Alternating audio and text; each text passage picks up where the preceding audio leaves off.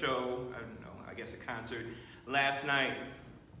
And there were three singers, and they had, because it was a period piece, they had corded microphones.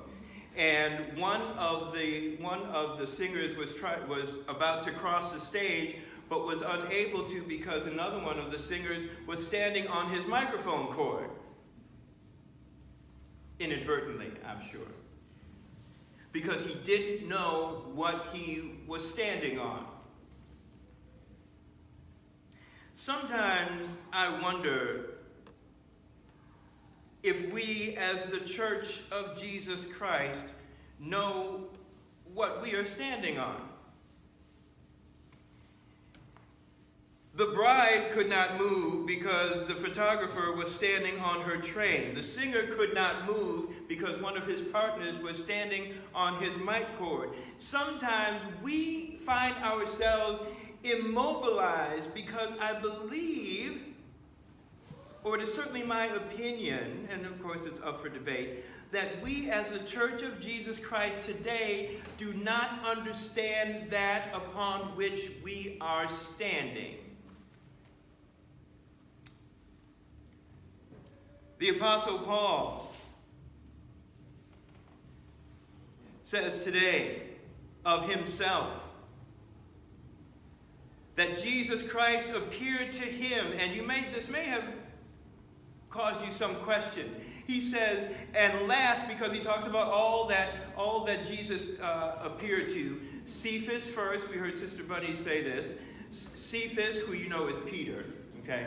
Cephas, and then the 12, and then there's 500 who saw him all at once, and then lastly, he said, and last of all, he appeared to me, Paul, or Saul still at that point. He appeared to me as one abnormally born.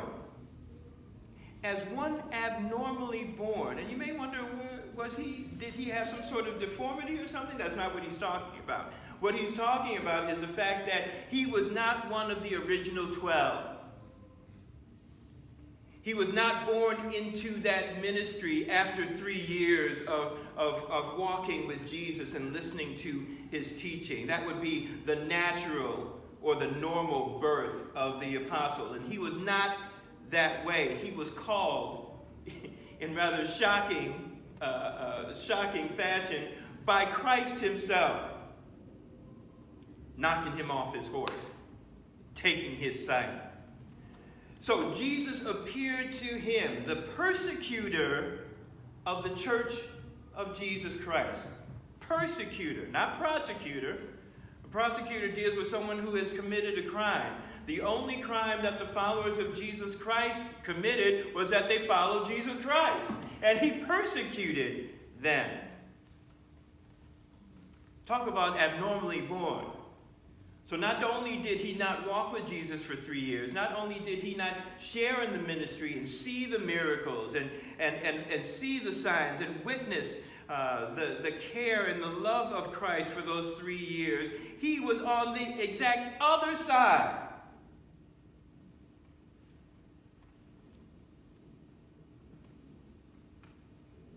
He, having received the message of God, the gospel, from Jesus, and then in his company with the apostles, he came to then proclaim that truth, proclaim that gospel. And those here, specifically the church in Corinth, the message that he preached is one that they received, that they accepted, and upon which they took their stand.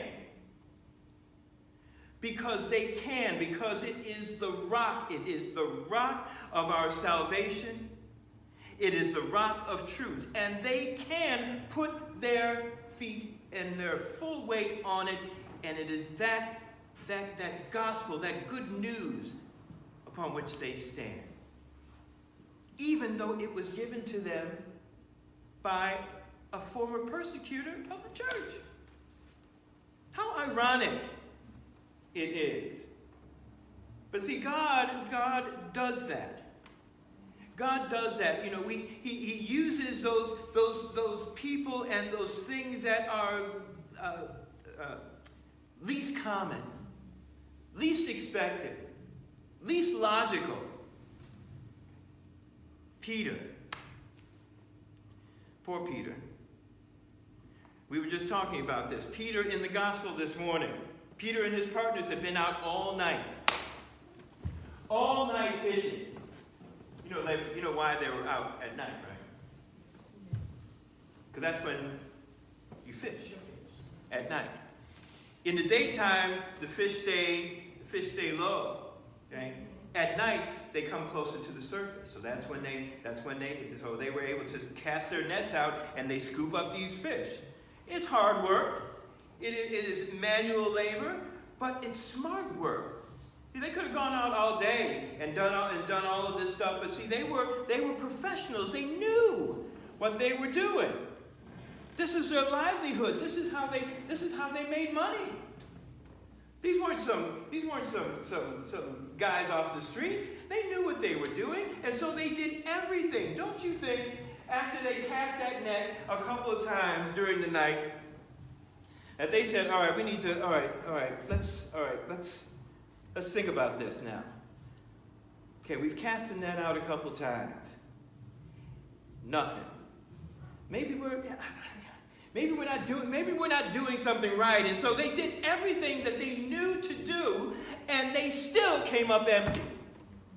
And don't you know that sometimes we do everything that we know to do, everything that we think is right to do, and still it's not enough. And still we come up empty. And so this next day when Jesus is by the lake of Gennesaret and he's teaching, and he goes out and Jesus goes and gets in a boat. Okay, it's not his boat, all right, but he goes and he gets in a boat because he needs a little space from the crowd. So he goes and gets in Peter's boat, and he has him put out a little bit. And he's putting out, and so Peter's cleaning his net. He doesn't care, he's Jesus doing his thing. And so he puts out a little bit, and I imagine in my sanctified imagination that they're still cleaning their nets, okay? Mind you that they're cleaning their nets because they're done with work. Okay? They're not working anymore. Otherwise they'd be back out there. Right? They're about to, it's Miller time, whatever. All right, they're going home. So they put out and they're doing the nets and everything, and so Jesus is teaching and the people are gathered around and everything, and then after he's done teaching, he tells Peter to put out into deep water and put the nets down for a catch. Wait a minute.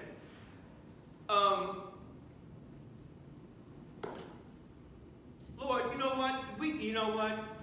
I would love to do that, except see, here's the thing. We were out all night, okay, and we caught nothing. I'm talking about buckets, nada, nunca, nadie. We didn't catch anything. And I'm already trying to figure out how I'm going to tell my wife about this, okay? So, I would love to go out with you. I'd love to go, fishing with you, but I can't right now. I got to clean these nets and then you figure something out. He not only has no fish, but he's physically exhausted. Can't you imagine?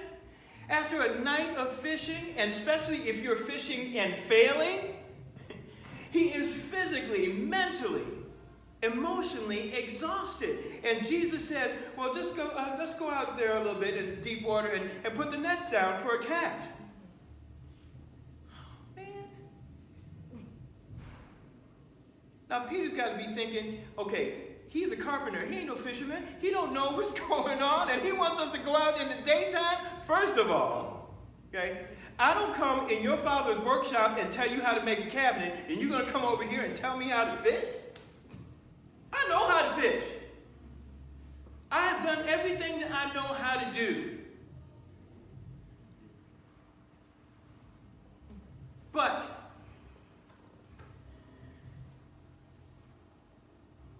because you say so, we'll put down the nets. We'll go and we'll try one more time. Okay? The only thing that, I know how I feel at the end of the day. I know how my dad used to feel at the end of the day. I know how my son feels at the end of the day. I know how my wife feels at the end of the day. I know how people feel after they've been working all day. They're not looking to work anymore. The only thing that keeps Peter from his barker lounger is Jesus saying, go. And sometimes we get so discouraged. We hit a wall. We reach the end of our rope. We're painted ourselves in a corner. We've done everything that we know how to do, and in our hearts, we don't want to do anymore. We just want to curl up someplace in a comfortable fetal position and just hang it up. But Jesus calls us to try one more time. One more time.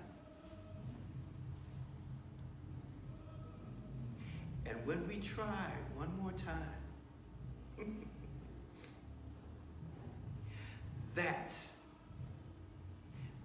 when he gets to show us who he is. Where our resources end, his are only beginning.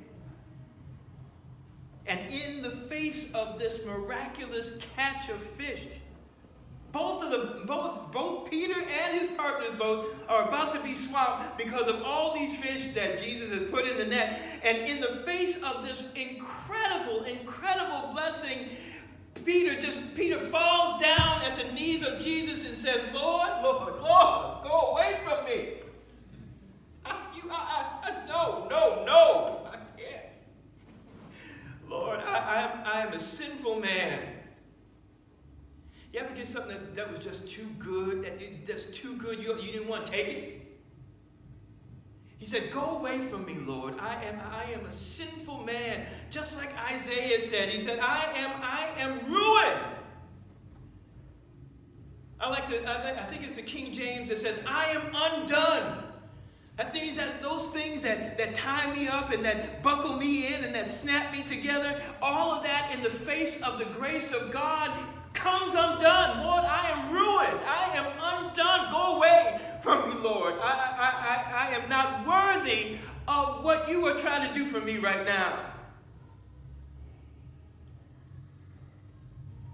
And Jesus, the Lord, says to Peter and says to us, don't be afraid. Don't be afraid. I know who you are. I know where you've been. I know what you've done. I know how you've tried. I know how you failed. I know how tired you are. I know how discouraged you are. I know how defeated you feel.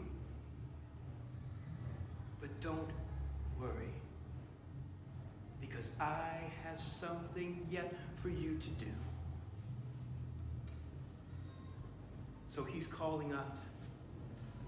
I believe he's calling us to put out into deep water